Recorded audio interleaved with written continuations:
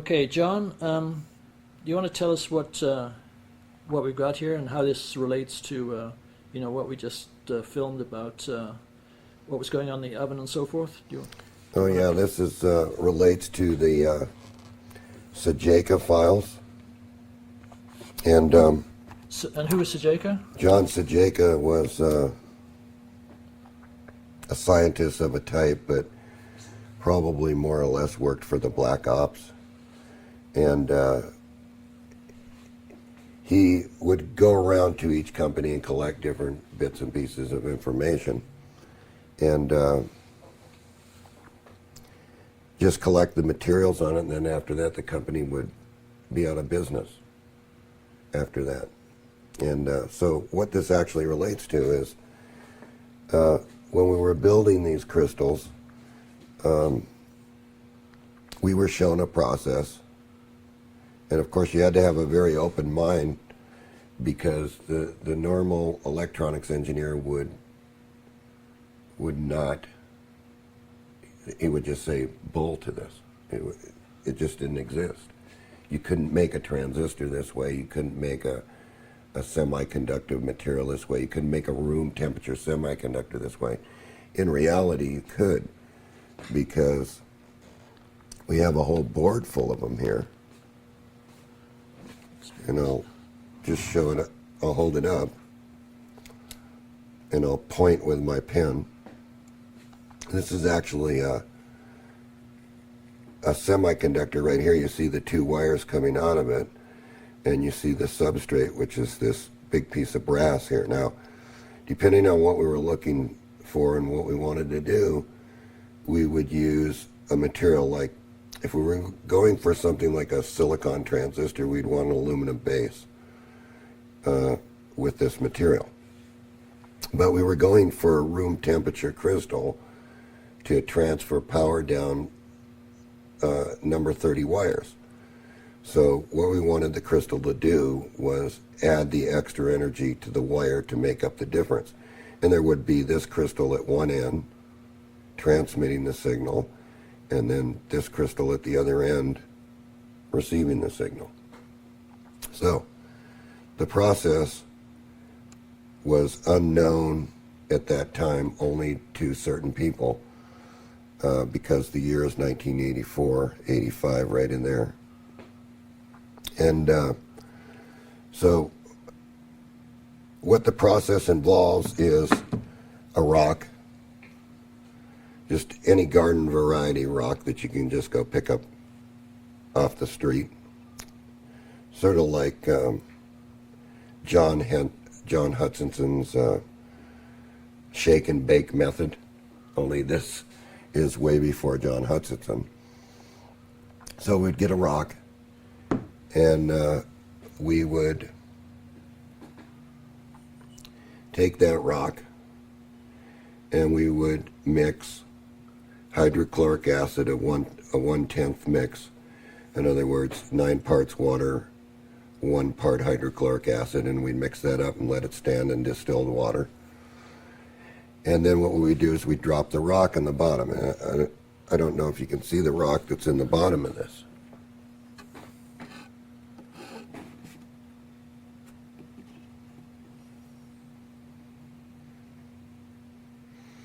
And okay, so Yeah, we can see.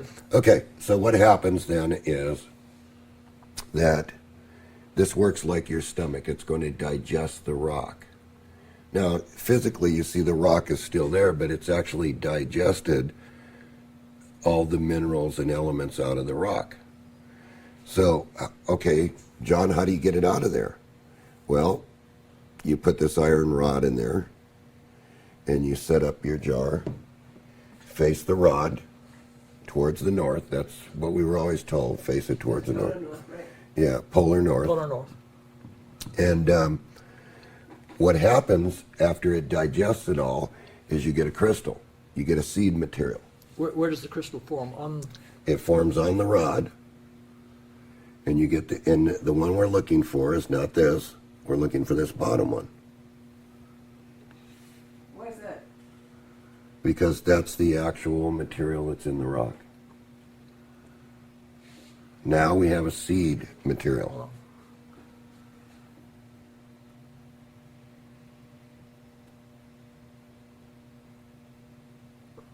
Okay. Have a seed material. Now, we dry that seed material out. We scrape this off and we let it all dry out. And then what we end up is a seed material like this here. What is that material? Which is a powder that's digested from this rock. Okay. So what you've got in the bucket there? How many batches of this process, or of Probably rock? 500 batches. Wow. All right. So what period of time did it take you to? But we would use like a 5-gallon bucket to get that, and a big iron rod. In other words, like an inch in diameter. So how long would it have taken? It would take weeks and weeks and weeks, maybe 3-4 weeks, maybe 2 months, depending on how quickly the rock could be dissolved. So we get the material. Now, this is one form of a seed material. And when we're dealing with this rock here, which came out of a mine in Arizona somewhere, they never would tell us where. What do you mean? Well, so Jacob would never say where the mine was, but it was in Arizona somewhere. Okay, so this is the secret sauce. Is Secret sauce. Is where where the rock Right. came from. So, Yeah. remember, this is left over from 1984 and 85, so it's been in this bag all this time, and that's the material that comes out of this rock. Out of which rock? Out of this rock right here Okay. that came from that mine. Now, what we were doing was trying to seed the material to get a property in the material to come out of the material. Like, for example here, when we fired this at 2,500 degrees in an oven and it all melted down on top, then what we've done here is we're showing what was in there after we had it assayed. And you can see right here the little arrow pointing, it says there's gold right there. So there's gold mixed in with this crystal.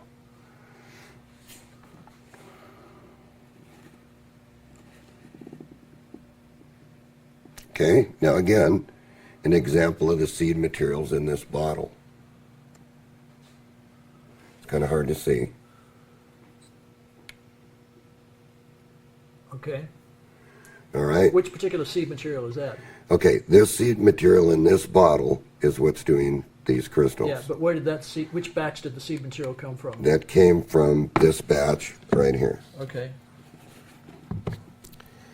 And And this batch came from which rock? this came from iron pyrites, Okay. okay, and galenas and things like that. And So nothing special about this. nothing special about it because we're just digesting. This wasn't the secret sauce. No, there's Yeah. the secret sauce. Is the rock when we from say Arizona, sequ- from when we- Arizona? Right. When we say secret sauce, we're saying that each one of these rocks contains a secret sauce. Yeah. All right, and depending on what we're looking for here, and what we want to accomplish, that's the secret sauce. Right. Right.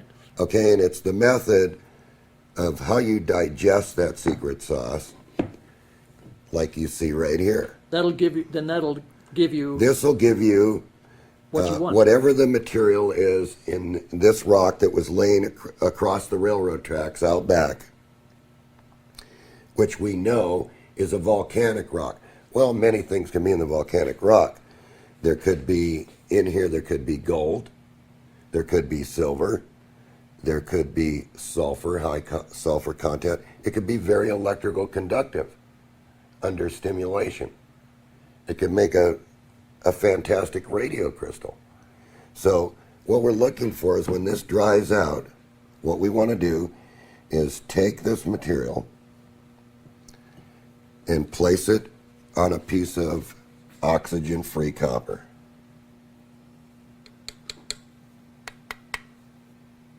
Just like you see here. Where do you get the oxygen-free copper from? You just buy it.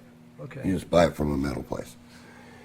And what you do then is you fire up your kiln or your oven to 200 and 2500 degrees, and you melt it down. Now, how you have it tested is by what floats to the top when it melts, which you would term as a slag. So what it says right here is this material contains ruby, but black. Hold on.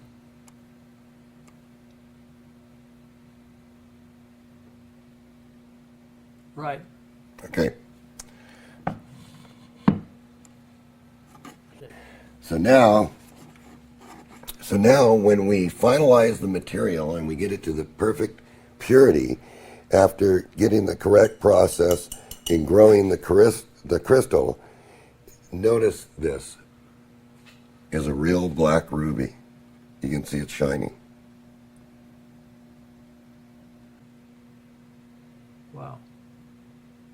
So that's a real... That's a real black ruby. A ruby's barrel. Ruby. Rubies are usually red. Yeah, and they're really barrel like Yeah. emerald. Yeah, but remember, we're growing this in an oven, Right. and we're taking the material when it's finally melted, and we're dripping it on some and letting it cool off so we can see what it is. Right. Right. And we have that assayed.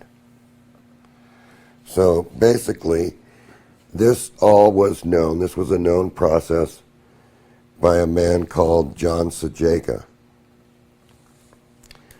who had quite a file on seed material at the time. And if you wanted to do something, suppose you wanted to become the world's best alchemist. Well, there were companies that knew how to do this, but they weren't in the general vicinity of the public. They were hidden away. So this process has actually been... this process is very proprietary. Right. But, of course, today we're letting it out. Because why take this secret to your grave? When you can gain minerals, it works just like the body. You take in your food, and the hydrochloric acid breaks down all the material that you've consumed, and it takes the minerals, the vitamins, and all this stuff. Well, here they are. They're right here. Everything that was in that rock. So now what we can do is take this powder and put a scoop of it on a piece of material like you see right here.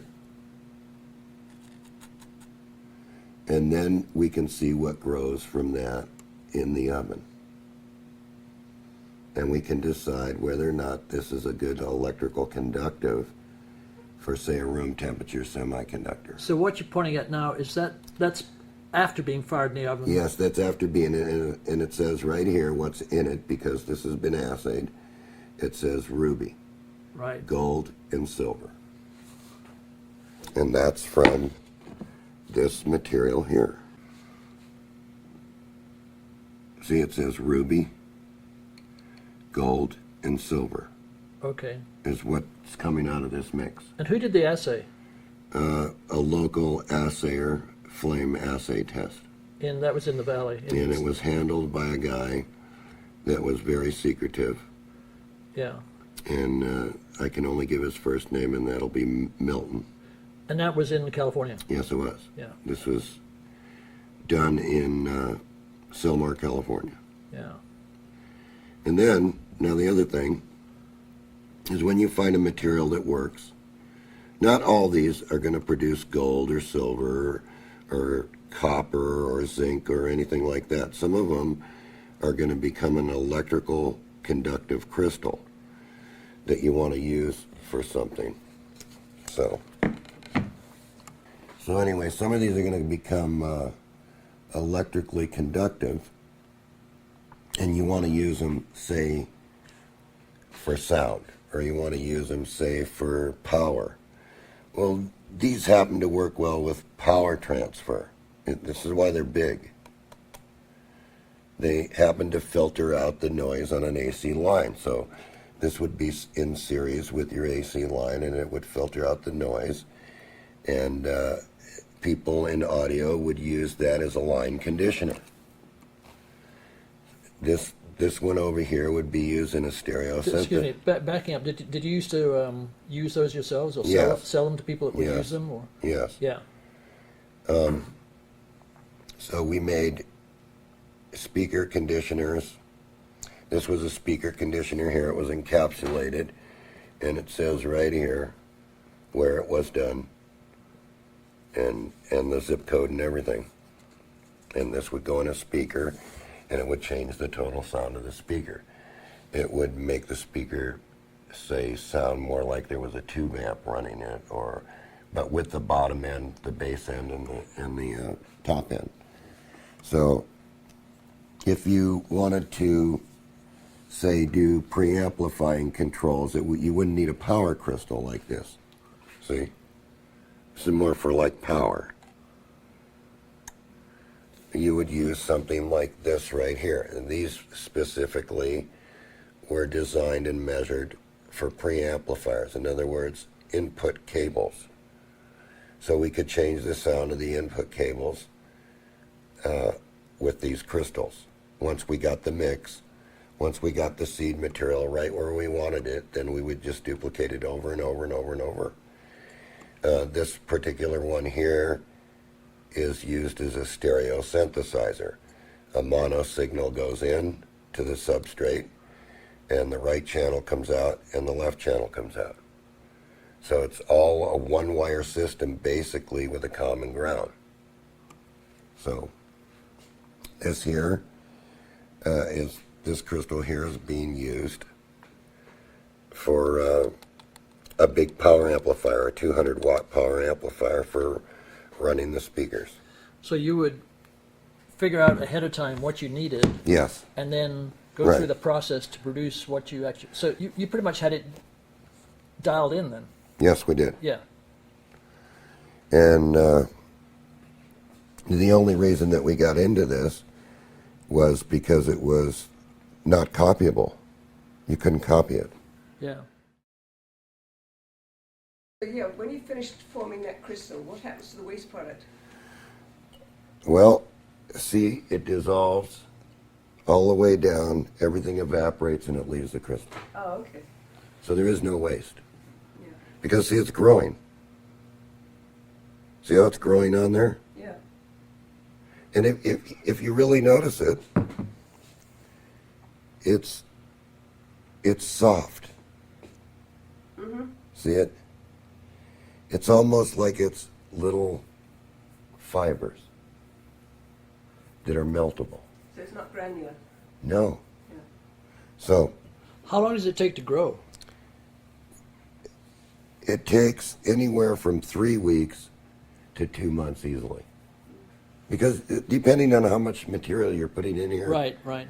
you have time for the evaporation process. Because you're not going to touch it. You're going to leave it facing towards that position Right. until it's done. Yeah.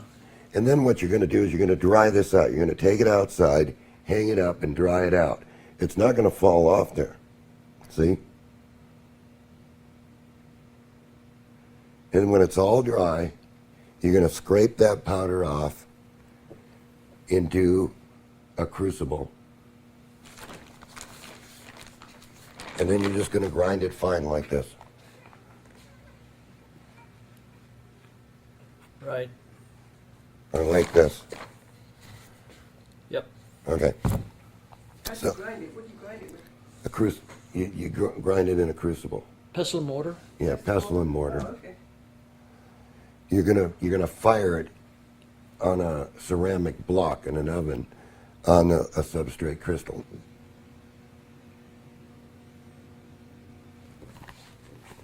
Anyway, if we were talking about this crystal right here. This is a power crystal, okay? So this crystal was used in a speaker line, and that box looked like this. with speaker terminals.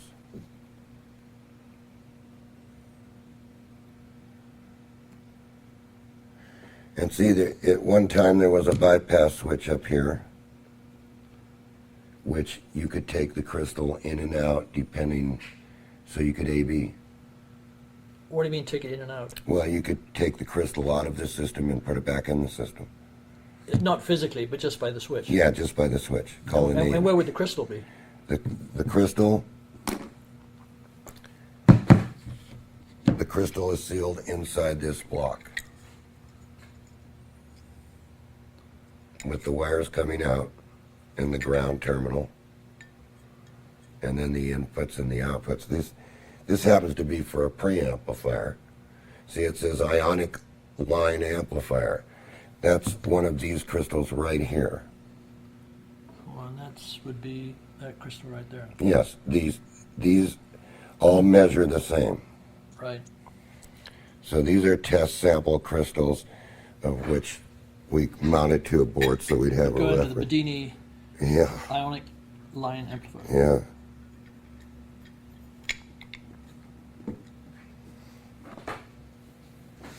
And basically that's what the box is. These are kind of beat up, but because they've been around forever, but the original box said the force. Oh yeah. And there was a bit of a legal problem. Yes, with there it. was. George Lucas made us take the off when he patented or when he trademarked the name. See, we were already using it, but that didn't count. Oh, so that was from Star Wars. Yeah. Okay. This is a little bit before Star Wars because we were looking for something that was unique in the marketplace, and just by accident, out of growing all these different seed materials, this is where Tom Bearden talks about where was the mine. Well, the mine was right here. Yeah. This was the mine. Huh. Everybody says, well, where's the mine? Where'd you get this stuff? Well, I wasn't going to tell them that I grew it. So that I had to get some special kind of rock or something, because I'm not trying to make anything mystical here. I'm showing you straight up front, this is how it was done. Well, in actuality, animals transmute materials all the Right. time. Like Right. Louis Kevron was nominated for a Nobel Prize for depriving chickens of calcium, and they produced eggs anyway. Of course. You see, when you heat something and you grow a seed material like this, what happens when you heat it and you fire it at that temperature is it transmutes it.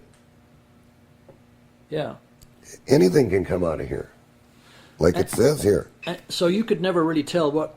No, we had to have it assayed, and if you look very closely, I pointed here with a black arrow that this material here produced gold underneath. Yeah, that is not pink gold. That is Right. regular That's yellow. regular yellow gold.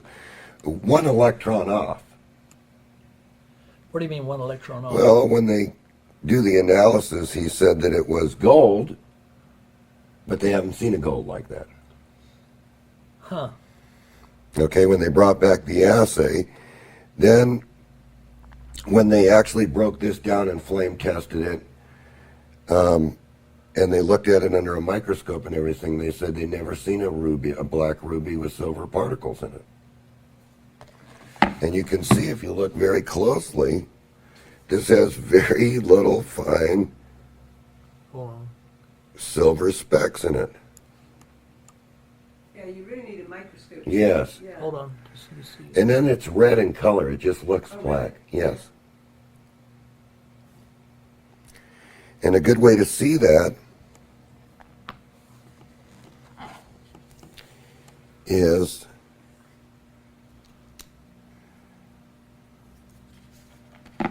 right here. See? See the gold color here? And then if you look at the side, you can see where it's transmuting the gold in veins here, as you said, Pat. It's little veins. Bring it down a little bit. It's little veins, and then this is ruby. This is actual red ruby. That just happens to be this material.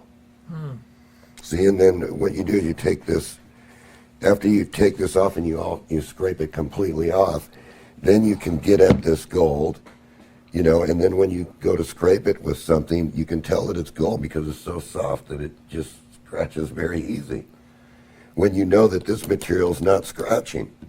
Yeah. So is any of that a slab of pure gold, or is just little bits of No, it's just a layer of it. a layer of gold? Okay. Yeah, it's just a layer of it that's combining with the material to form an electrical conductive. So the question was, where's the mine? Because it was rich in the gold, or it was rich in the silver, or it was rich in zinc, or it was rich in gold. Well, the mine was right here. There's nothing to it. Yeah. It works exactly like your stomach. It's not a big mystery. Why it was a secret for so many years is beyond me. And that basically all came from the paperwork that John Sajeka had hidden away for many years. And he taught us exactly how to do this. How did he find out about it? Well, I can't say because he would never answer that question. Yeah. Where he got it or how he found it or who it came from or... Why do you think he had it as a secret for so many years? Well, because it's possible that if you seed the material just right that you could produce gold. Or you could produce, you could produce silver, you could produce zinc, you could produce... And it would be a fraction of the cost. I mean, what does some distilled water cost and some hydrochloric acid and a steel rod? Yeah. You know, that's not how industry does this. But this goes to show you that they might have even known this during the 1900s or the 20s, 30s. But he wasn't going to tell. Well, Tom said that 40% of the gold that the Russians sell is made in the lab. Well, yeah. Well, this would be making it in the lab, Yeah. the hard way. Actually, the easy way. Yeah. But you would say, you might be thinking to yourself, this is very hard to do because you got to wait the time, but no wine before it's time. Yeah. Do you know anything about monatomic gold or white gold? Or No. No. Never messed with it. Yeah. Heard about it, but never messed with it. You mean powdered gold? Yeah. White powdered gold. Yeah. That, Well, I do know that when you're making colloidal silver, that even though you have silver electrodes in there, the colloidal silver is gold in color. Yeah. And when you're making colloidal gold, it's white. right. So why would you want to make colloidal gold unless you were trying to do something with DNA? I don't know. What do you mean? Maybe you want to extend your DNA or something. Yeah. You know, it's Well, just gold- something that I heard a while back. And Gold and silver are right next to each other. Yes, they are. On the periodic table. hmm Yeah. So it's not far to transmute one from the other. John Sajeka was a big fan of Walter Russell. So if you look at Walter Russell's chart, Right. it sort of looks like this.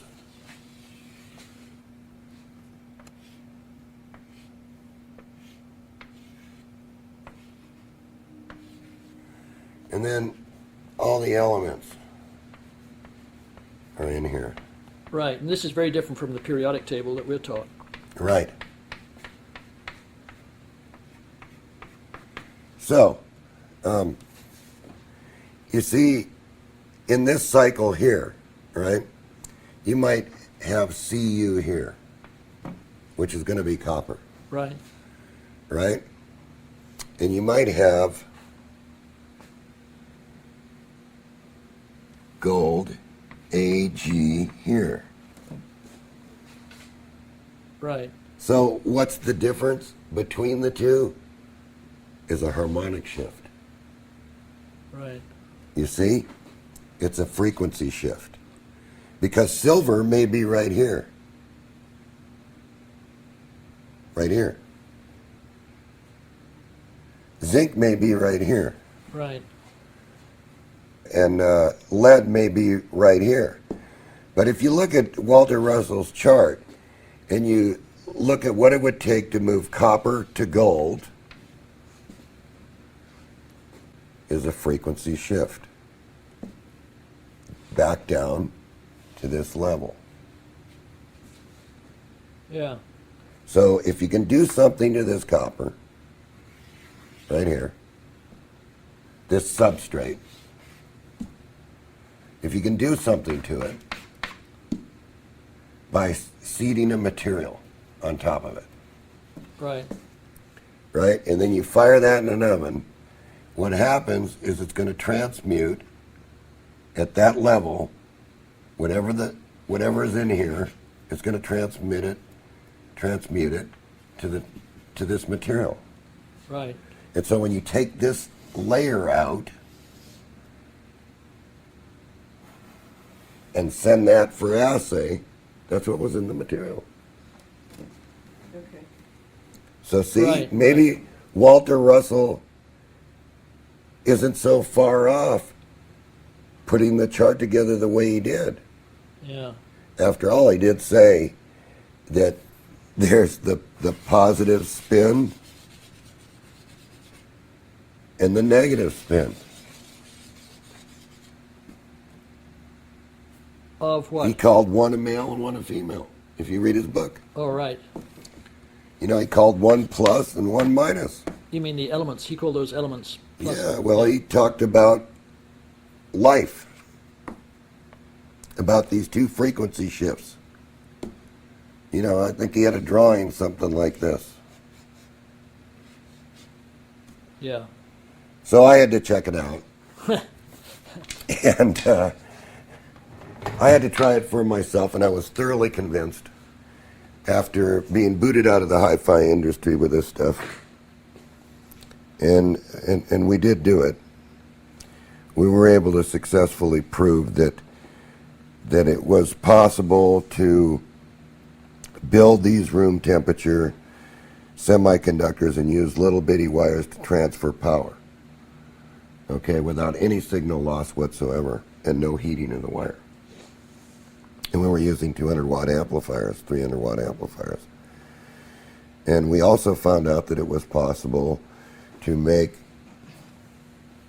a big substrate, say bigger than this disc here, about this size, that we could put the material in this stuff, which is like a plastic, and then we could take that stuff and put it between two copper plates like this, and we had a perfect capacitor, 3.9 microfarads. Well, going back to this one here, what is this now? That's this material. That's, okay. See, that's this material. This has been sanded off so you can see. Okay. You So see you it just dry. made it bigger physically. We made it bigger so you could see it, Right. so we could see it. Right. And then we would look at that material, and this material becomes something like a dielectric. It is a dielectric then. And then if you put it between these two plates, you get a capacitor.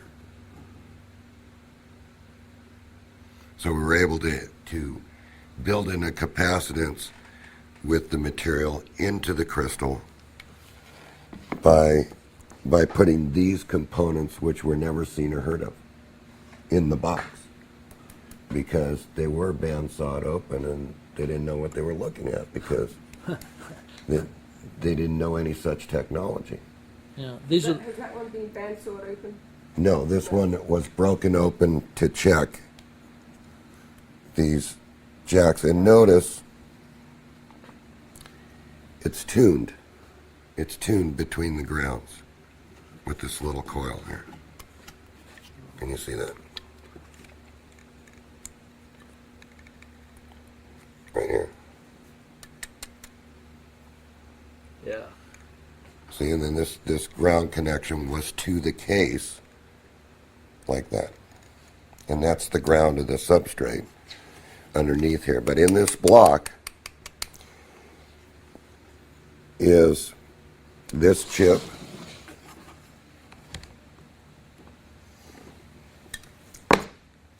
and a capacitor made from this material.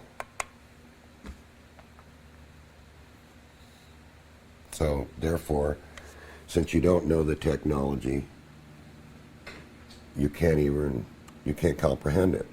Right. Because you can cut it day and night and try to figure out what it is. But when it's not electrical, the same way you know electrical, you know, you're scratching your head a long time. In fact, to this day, they don't know. Yeah. And probably never will, and never know how to do it exactly. Even though you're showing the right Even though I'm showing you. Yeah. And just back You have to know what you're looking for. Yeah. Yeah. And that's one part that I can't give you. Right. You know, but I can talk about it. Right. Right.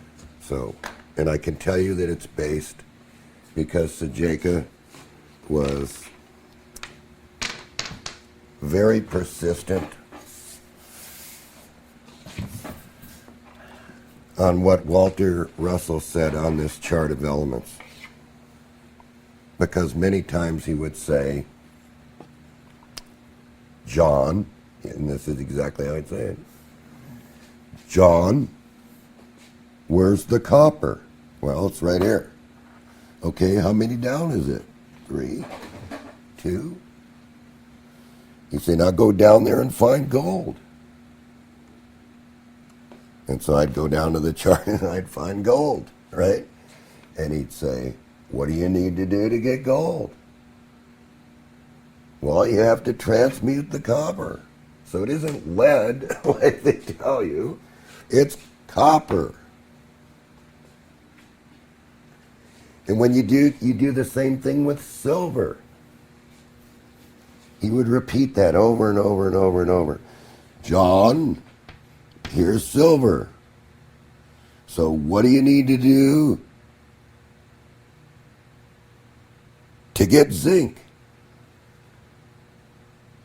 And you'd go down here and you'd look, and it's just a frequency shift between all these materials. And it's been in Walter Russell's books forever. Yeah. Forever. But see, what I want to point out here is this doesn't make anybody a magician.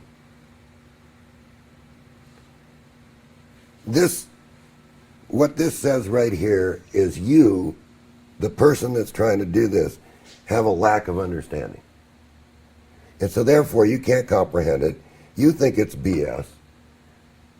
But this has been in front of the public forever. Yeah, You see, so things that we don't understand, we burn it at the stake. It's gone forever. You don't ever want to hear about it again in your life. You got this big mental block about, oh, it can't be done. Oh, that doesn't work that way. My meter doesn't measure it. Well, I'll tell you what. Your whole body's a big meter. John, back to that Walter Russell thing with the 2 spirals, one's Mm-hmm. that doesn't have anything to do with the spin of the earth, does it? No. Okay. It had to do with what Walter Russell was shown when he was in that coma. Because remember, he was in that coma for a long time. And when he came back, he knew exactly what vibrational rate all these elements and everything were. Because he was shown. Okay? And we may be talking about that we live just here.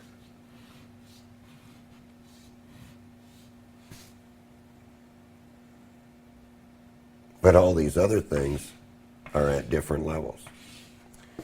And what I get from all this is what Walter Russell was talking about is all you have to do is change your vibrational rate and you move up to a whole new realm. Which is what some of the religions believe. Right, that's what some of the religions believe. But suppose that you change the vibrational rate of things that are physically on this earth. Well, then it's possible. Maybe John Sajeka was right. Copper is gold. And silver is zinc. And platinum is antimony. Who knows? You know, it would take a lifetime for a person to do all this. I did nothing mystical except study the science and understand the science. And now I'm telling you the science. That's how you do it. And it's up to you to do it. I can't do it for you.